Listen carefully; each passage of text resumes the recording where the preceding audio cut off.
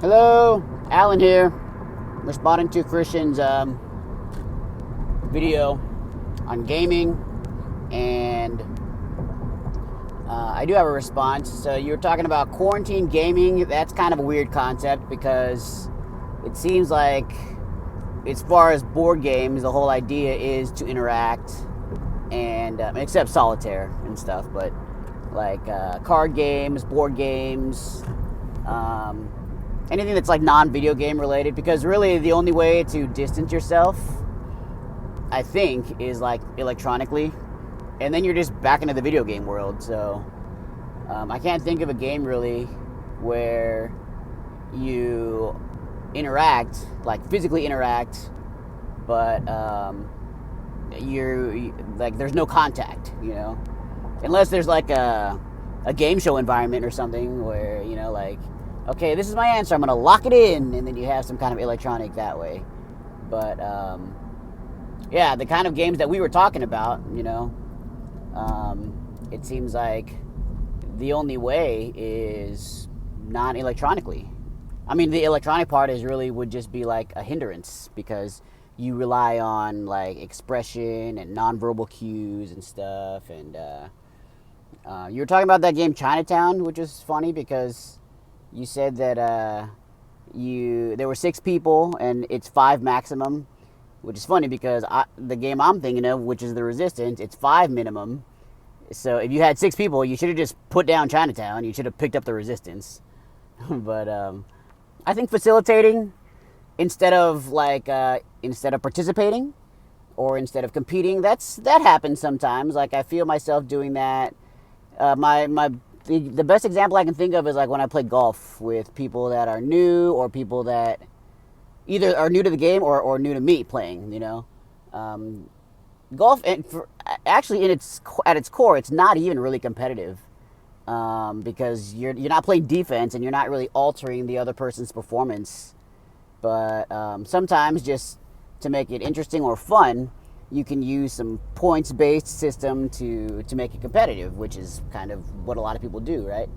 But I've been to a golf course, or I've played a round of golf a number of times where I'm not necessarily trying to perform my best as much as I am trying to make sure that everyone's having a good time. And if it means that I'm not playing as well, then sometimes that's a sacrifice that I'm willing to take, but then there's other times when, everybody can kind of take care of themselves, and then I can go out and I can kind of play the way I want to play, whether it's relaxing or whether it's more like kind of competitive, or even just like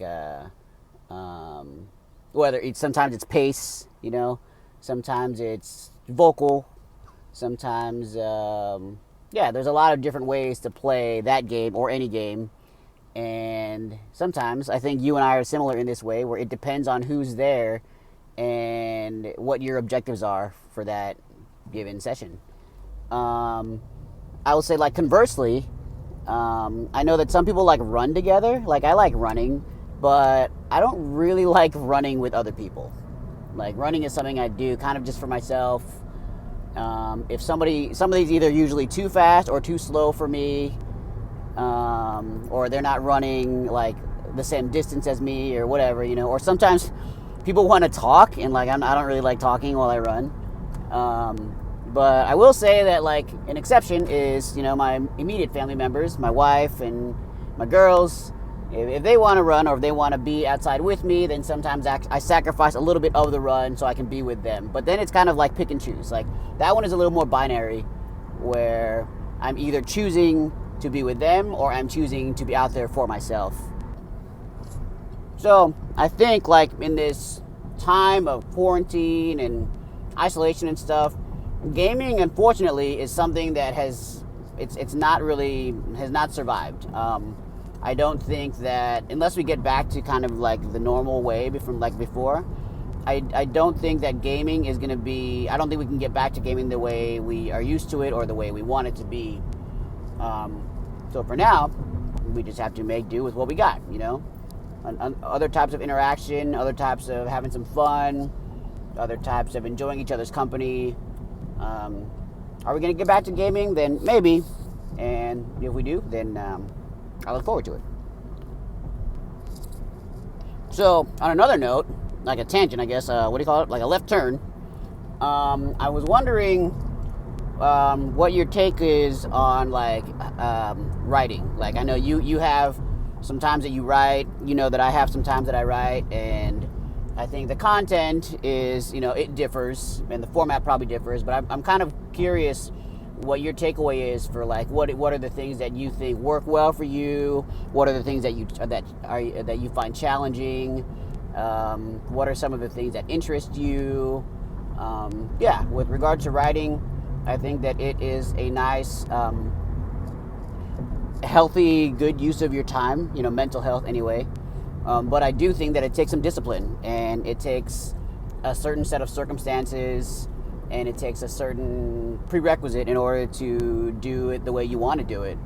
And I read a good amount of your writing, and I've shared with you some of my writing, and I'm just curious how you go about writing, whether it's like brainstorming and chicken scratch first, or whether you just whether like distractions are a factor. What are the things that make you kind of like in the zone for writing, and then what are the things that detract you away from being in the zone?